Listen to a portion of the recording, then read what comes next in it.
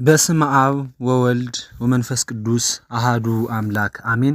ሰላም ለእናንተ ይሁን ውድ ቤተሰቦቻችን እንደምን አላችሁ? የልዑል እግዚአብሔር ሰላም በያላችሁበት ይድረሳችሁ አሜን።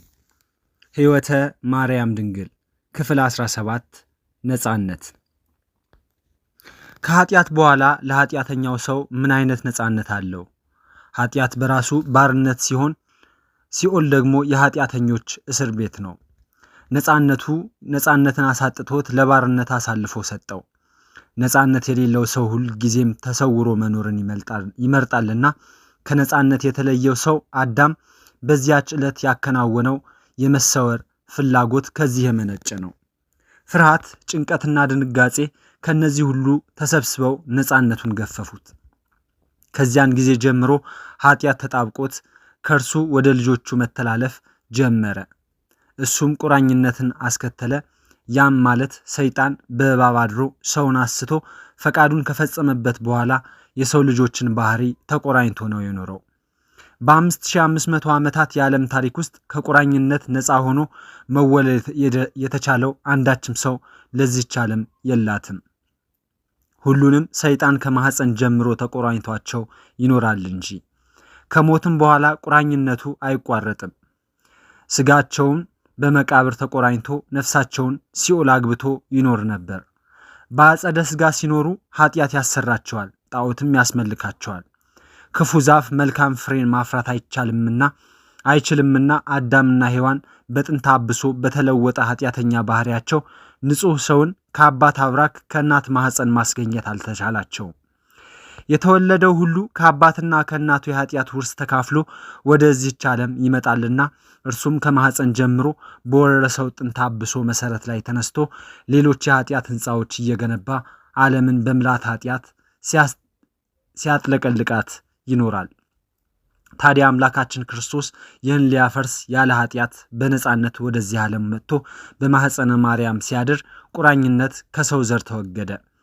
በዓለማችን በረጅሙ የዓመታት ታሪኳ ለመጀመሪያ ጊዜ ከቁራኝነት ነፃ የሆነ አዲስ ሰው ተጸነሰ። ከመጀመሪያው ሰው ከአዳም በቀር ይህ የተደረገለት ከኃጢአት እርሾ ነፃ የሆነ ከሰው ልጆች ማንም አልነበረም። እሱም ቢሆን ኃጢአት አስረጅቶታልና ይህን ያስወግድ ዘንድ ሰው እንደሆነ ለማጠየቅ አባ ሕርያቆስ በቅዳሴ ማርያም ወብኪ ተሐደሰ ቀዳሜ ኩሉ ፍጥረት፣ የፍጥረት ሁሉ መጀመሪያ በአንቺ ታደሰ ሲል ከድንግል የተጸነሰው ያለ ኃጢአት የሆነ ንጹሐ ባህሪ አዳም መሆኑን ይመሰክራል። እናም ማኅፀነ ማርያም ማለት የፍጥረት ሁሉ መታደስ የተረጋገጠበት የሰው ልጆች ነጻነት የተጻፈበት የነጻነት ሰሌዳ ነው። አንድ ሊቅ በሃይማኖተ አበው ኦ ማኅፀን እንተባቲ ተጽሕፈ መጽሐፈ ግዕዛንነ፣ የነጻነት ደብዳቤ የተጻፈበት ማኅፀን እንደምን ያለ ነው ብሎ ያደንቃል። ከምጥ ከጻይር ከጋዕር ተለይታ የወለደች ማኅፀን፣ ከርሳት ከልማድ አንስት ከዘራ ወራዙት ተለይታ የተጸነሰች ማኅፀንም የለችም። እመቤታችን ግን ከዚህ ሁሉ ነፃ ሆና ቀጣዩን ትውልድ ከጥንተ አብሶ ነፃ ያደረገችው። ከዚያ በኋላ የተነሳው ትውልድም በነፃነት ልንኖር ክርስቶስ ነፃነት አወጣን ገላትያ ምዕራፍ 4 ቁጥር 31 ብሎ ለመናገር ቻለ። ጌትነት አዳም ሲፈጠር ጀምሮ ከወረሳቸው ጸጋዎች መካከል አንዱ ጌትነት ነው። በመጽሐፍ ስለ እርሱ መንፈስ ቅዱስ የተናገረው ነገር ምንኛ ድንቅ ነው። ምድርን ሙሏት ግዟትም፣ የባህር ዓሣዎችና የሰማይ ወፎቹንም ግዟቸው፣ ኦሪት ዘፍጥረት ምዕራፍ 1 ቁጥር 28 ብሎ እግዚአብሔር ባረካቸው በማለት የሰው ልጆች ለምድርና በውስጧ ላሉት ጌታ ሆኖ መፈጠሩን ያስረዳል። ከዚያ ሁሉ በላይ ደግሞ ክብርት ሕይወቱን እንዲጠብቅ በእጁ አደራ የሰጠው ታላቅ ፍጥረት ነው። ሌሎች ፍጥረታት በተፈጥሮ የእግዚአብሔር ገንዘቦች ሲሆኑ የሰው ልጅ ግን ልጁ ነው። ከዚህ ክብሩ የተነሳ የእግዚአብሔር ጌትነቱን በጸጋ ወርሶ የመለኮት ባህሪው ተካፋይ የሆነ ብቸኛው ፍጥረት ነው። ራሱን መግዛት ሲያቆም ጌትነቱ በቅጽበት ተወሰደበት። የጌትነት መሰረቱ ራስን መግዛት ነው። ይህን ማድረግ ባለመቻሉ ከእንስሳት እንዳንዱ ሆኖ ተቆጠረ። ከቅዱሳት መጻሕፍት አንዱ ሰውስ ክቡር ሲሆን አላወቀም፣ አእምሮ እንደሌላቸው እንደ እንስሳትም ሆነ መዝሙር 48 ቁጥር 10 ብሎ እንደተናገረ እንዲያውም የሥነ ፍጥረት ምሁራን እንደሚናገሩት ከሌሎች ፍጥረታት ተለይቶ ቆሞ የሚሄድ መሆኑ ገዥነቱን የሚያመላክት ሲሆን ሌሎች ፍጥረታት እንስሳት፣ አራዊት ዝቅ ብለው ምድር እየተመለከቱ እንዲሄዱ ሆነው መፈጠራቸው የተገዥነታቸው ማሳያ ነው ብለውናል። ምንም እንኳን በጌትነት የተፈጠረ ልዑል ፍጥረት ቢሆንም ከዚህ ጌትነቱ ጋር አብሮ መቆየት አልተቻለውም። በኃጢአት ምክንያት ወደ ባርነት ተለወጠ።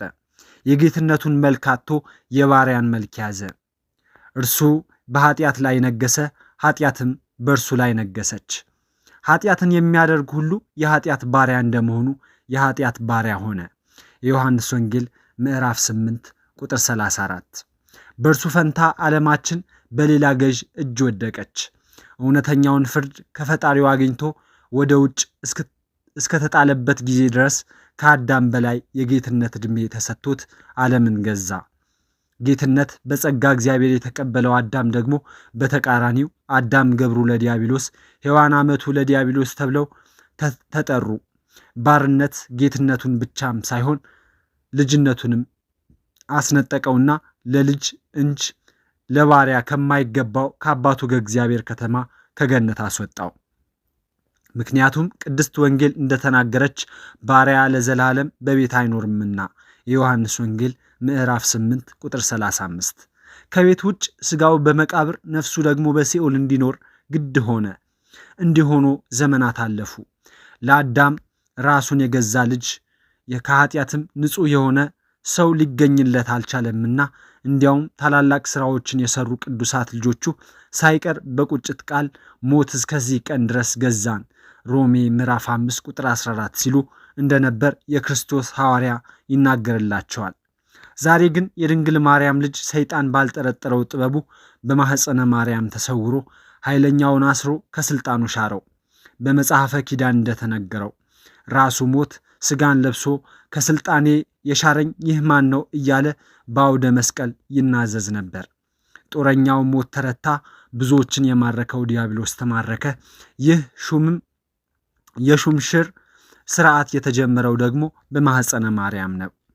መልአኩ ገብርኤል እንደተናገረው በማኅፀነ ማርያም የነገሰው ክርስቶስ እግዚአብሔር አምላክ የዳዊት የአባቱን ዙፋን የሚሰጠው ለመንግስቱም ፍጻሜ የሌለው ንጉሠ ነገሥት ነውና በዚህም የአዳም ባህሪ ከቀደመው ይልቅ ወደ ተሻለ ጌትነት እንደመጣ እናምናለን። እግዚአብሔር እንደተናገረ አዳም ከኛ እንደ አንዱ ሆነ ብሎ ኦሪት ዘፍጥረት ምዕራፍ 3 ቁጥር 22። አዳም ከሦስቱ አካላት እንደ አንዱ ሆኖ በማይቋረጠው ምስጋና የተመሰገነበት ዘመን ነው። የጸጋ የነበረው ምስጋና ለአዳም ባህሪ የሚስማማ የባህሪው ሆነ። የክርስቶስ ባህሪ የአዳም ባህሪ ነውና አሁን የሰው ልጅ የባርነቱ ደብዳቤ ተቀዶ ነፃነቱ ታውጆ በስልጣን እንዲኖር ተፈቅዶለታል። ያውም ከስልጣን ሁሉ አንቀጥቅጦ በገዛን ጥንተ ጠላታችን ላይ መሾም እጅግ ደስ የሚያሰኝ ስልጣን ነው። ለሰው ልጆችም የተሰጠው ስልጣን ይሄው ነው። የማቴዎስ ወንጌል ምዕራፍ 10 ቁጥር 1። ከዚህ በኋላ ከእርሱ መከራን ከተቀበልን ከእርሱ ጋር አብረን እንነግሳለን። እንዲያውም ባሪያዎቹ ሰልጥነውብናል፣ ከእጃቸውም የሚታደገን የለም። የልባችን ደስታ ቀርቷል፣ አክሊል ከራሳችን ወድቋል። ሰቆቃዊ ኤርምያስ ምዕራፍ 5 ቁጥር 18 ብሎ ይናገር የነበረው የሰው ልጅ ዛሬ ግን እንዲህ አይናገርም። ከፍ ካለ ተራራ ላይ ቆሞ ተውህበ ሊተ ኩነኔ ሰማይ ወምድር፣ በሰማይና በምድር ስልጣን ተሰጠኝ የማቴዎስ ወንጌል ምዕራፍ 28 ቁጥር 18 ብሎ ይናገራል እንጂ ክብሩን አጥቶ ለተለያየ ጣዖታት እንዳልሰገደ ዛሬ ግን ፍጥረት ሁሉ ይሰግድለታል። ፊልክስዩስ ምዕራፍ 2 ቁጥር 10። ይህ ሁሉ የሆነው በ15 ዓመቷ ብላቴና በእመቤታችን ማኅፀን ነው። ከመጀመሪያይቱ ሔዋን የኃጢአት ባሪያ ቃኤል ማኅፀኗን የሚፈታ በኩር ሆኖ ተወለደ። ከሁለተኛይቱ ሔዋን ደግሞ ለጌትነቱ መጨረሻ የሌለው ጻድቀ ባህሪ ክርስቶስ ማኅፀኗን ሳይፈታ የበኩር ልጇ ሆነ። ገና በአባታችን በአዳም ወገብ በእናታችንም በሔዋን ማኅፀን በነበርን ጊዜ ያጣነውን ጌትነት ደግሞ በማኅፀነ ማርያም አገኘ ነው። አሁን ግን በክርስቶስ በኩል ባገኘነው ድል ሐዋርያው እንደተናገረ ጠላቶቹን ሁሉ ከእግሩ በታች እስከሚያደርግ ድረስ ሊነክስ ይገባዋል። አንደኛ ቆሮንቶስ ምዕራፍ 15 ቁጥር 25። መንፈስ ቅዱስ ስለ እመቤታችን ስንኳን የሰው ቅድስና እና ንጽህና የእግዚአብሔርም የማያጠራጥረው ጌትነቱ ያለ ምስክር ሊረጋገጥ ስለማይችል የእመቤታችንም ቅድስናዋና ባለሟልነቷን ያረጋገጥነው መንፈስ ቅዱስ ምስክር አድርገን ነው። መንፈስ ቅዱስ ለሰው የሚመሰክረው በተለያየ መንገድ ነው። በተአምራት ደጋግ ሰዎችን በማስነሳት ግዛን ባላቸውና በሌላቸው ስነ ፍጥረታት ላይ በማደር ከተፈጥሯቸው ውጭ ታላላቅ ነገሮችን እንዲያደርጉ በማድረግ ሊሆን ይችላል። ለእመቤታችን ፈጥኖ በተደረገ 3 ምስክር ወላዲት አምላክ መሆኗን መሰከረላት። የመጀመሪያው ቅዱስ ገብርኤል። ይህ መልአክ ቀደም ሲል እንዳነሳ ነው ከእግዚአብሔር የተላከ መሆኑ በብዙ መንገድ የገለጸ ሲሆን ከዚያ በመቀጠል የእመቤታችንን ክብር በሰፊው ይገልጻል።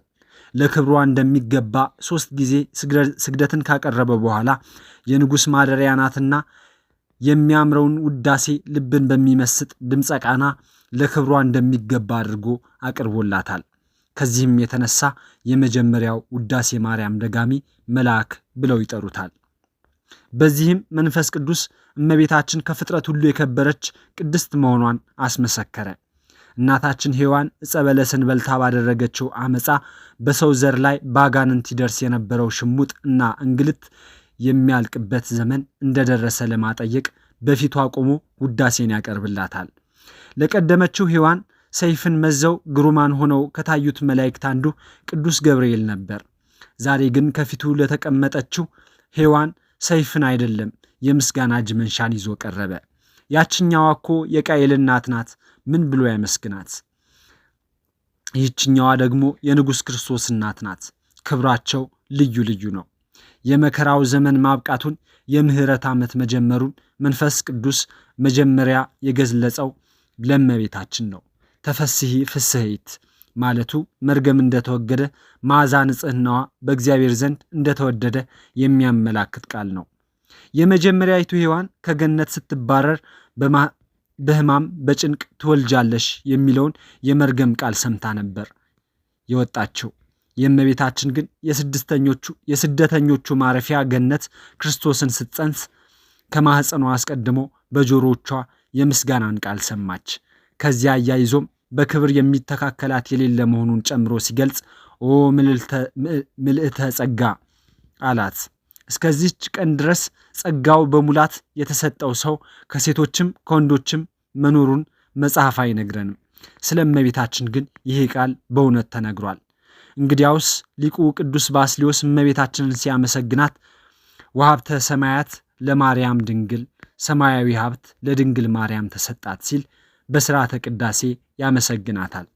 ሊቁ እንደተናገረው ለሚካኤል ምሕረት፣ ለገብርኤልም ብስራት፣ ለሙሴ ሕግ፣ ለአሮን ክህነት በማለት ለእያንዳንዱ ፍጥረት ጥቂት ጸጋ እንደተሰጠው ከተነገረ በኋላ ስለ እመቤታችን ክብር ሰማያዊት የማያጠራጥር ምስክርነቱን ሰጥቷታል። በእውነት ይህ ነገር ምንኛ ድንቅ ነው! ሰማያውያኑ አልፎ ለምድራዊቷ ታናሽ ብላቴና እንዲህ ያለ ጸጋ መስጠት አስደናቂ ነው። ቅዱስ ባስልዮስ በዚህ አንቀጽ ውስጥ መግለጽ የፈለገው ነገር ጸጋው ከሰማይ የመጣ የሰማያዊ አምላክ ስጦታ መሆኑን ብቻ ሳይሆን ጸጋዋ ከሁሉ በላይ መሆኑን የሚገልጽ ሐሳብ ነው። ሰማይ ከሁሉ በላይ የተቀመጠ ከእግዚአብሔር በቀር ከእርሱ በላይ ሌላ ፍጥረት የሌለ ታላቅ እና ሉዓላዊ ፍጡር ነው። እመቤታችንም ከፈጣሪ በቀር በክብር የሚተካከላት የሌለ መልዕልተ ፍጡራን ናትና እንደዚያማ ባይሆን ኖሮ የሌሎችስ ጸጋ ከሰማይ ነው እንጂ ከምድር የተገኘ ነውን? በጎ ስጦታዎች በሙሉ ከሰማይ አባት የሚሰጡ አይደሉምን? መንፈስ ቅዱስ በቅዱስ ገብርኤል በኩል የገለጸውን ታላቅነቷን ነው። በቅዱስ ባስልዮስም በኩል የገለጸው ትውልድ ሁሉ በአጸደ ሥጋ በአጸደ ነፍስ ብፅዕት እስኪላት ድረስ በቀደመችው ሔዋን ምክንያት በሴቶች ላይ የነበረ ጥላቻም እስኪወገድ ከሩቅ የሚጣራ ሕያው የምስጋና ቃል ነው። ሁለተኛ፣ ተናጋሪው ጽንስ። ዕለቲቱ ከዕለታት ሁሉ የተለየች ናት። ሰማይ ከሰማይ በላይ ያለው ሰማይና ከተሸከሙት የሚበልጥ የሆነ ሌላ ምስጢር በምድራችን ላይ የተገለጠባት ዕለት። ስለዚህ ምስጢር ታላቅነት ሲናገር አንዱ በመጽሐፍ የተናገረው የሚገርም ነው። ይህ ምስጢር ታላቅ ነው። ኤፌሶን ምዕራፍ 5 ቁጥር 32 ብሎ ነበር። የልዑሉ ትሑት መሆን የኃያሉ አምላክ መድከም ከብርሃን የተገኘ ብርሃን ሰው ሲሆን ቤተ ክርስቲያንም የመለኮትን ባህሪ በጸጋ ተካፍላ አካሉ ስትሆን ከማየት በላይ ሌላ ምን ይገርማል? ታዲያ በዚህ ዘመን ከሰማይ መላእክት በማኅፀን እስካለ ፍጥረት መናገር የጀመረበት ጊዜ ነው። ስህተት በተጀመረባት በዚያች ቀን ከመጀመሪያዋ ቀን ፍጥረታት ከቅዱሳት መላእክት ጀምሮ በስድስተኛዋ ቀን እስከተፈጠረው የሰው ልጅ ድረስ አርምሞ የነገሰበት ከሰማይ እስከ ምድር ሁሉም ፍጥረት ዝም ብሎ የዋለባት ዕለት ነበረች። ያ የሚያበራው የአጥቢያ ኮከብ ሲጨልም፣ ተወርዋሪው ኮከብ ጉዞውን ሲያቆም የሁሉን አንደበት ዘጋ። ራሱን እንኳን የሰው ልጆች አባት አዳም በመገረም ተዋጠ። እንደ ፀሐይ ጸዳል የሚያበራው ፊቱ ተለወጠ። የኃጢአት ፍጻሜው ይህ አይደል? ሰው በእግዚአብሔር ፊት የእግዚአብሔር ሕግ ሽሯልና ምን ብሎ ይናገራል? ክፋትን በደግነት ጨለማን በሚያስደንቅ ብርሃን መለወጥ የሚቻለው አምላክ ክፉን ቀን በመልካም ለውጦ ዝምታውን በመናገር ሊለውጠው ዝምታውን ከማኅፀን ጀምሮ ፈታላቸው። ዝምታ ሲጀምር ዓለመ መላእክት፣ ዓለመ አዳም ገነት፣ ዓለመ መላእክት ሰማያት በዝምታ ተለወጡ። ያች ሰዓት ከቀኑ 6ኛዋ ሰዓት ላይ ነበረች። ዛሬ ደግሞ ዝምታ ከማኅፀን ጀምሮ የተወገደበት 6ኛው መቶ ክፍለ ዘመን ነው። ያን ጊዜ በነቢይ የተነገረው ተፈጸመ። እውነት ከምድር በቀለች፣ ጽድቅም ከሰማይ በቀለች። መዝሙር 4 ቁጥር 11። 6ኛው መቶ ክፍለ ዘመን ኃጢአት የዘጋውን አንደበት የሚከፍት ዘመን በመሆኑ በ6ኛው ወሩ ጽንሱ ዘለለ። እናቱ ኤልሳቤጥ ስለዚህ ስትናገር ጽንሱ በማኅፀኔ በደስታ ዘለለ ስትል የዘለለበትን መንገድ ትገልጸዋለች። ያኔ የሰው ልጆች ዝም ባሉበት ቀን ምኞቱ ተሳክቶለት በደስታ የዘለለው ጥንተ ጠላታችን ሰይጣን ነበር። ዛሬ ደግሞ ተረኛው የሰው ልጅ ሆነና የመካኒቱ ልጅ ዮሐንስ በደስታ ዘለለ። ይህን ተአምር ተከትሎ ያስተማራት ሳይኖር ኤልሳቤጥ የእመቤታችንን ክብር አወቀች። በትሕትና ቀለም እንዲህ ስትል መለሰች። የጌታዬ እናት ወደ እኔ ትመጣ ዘንድ እኔ ማን ነኝ?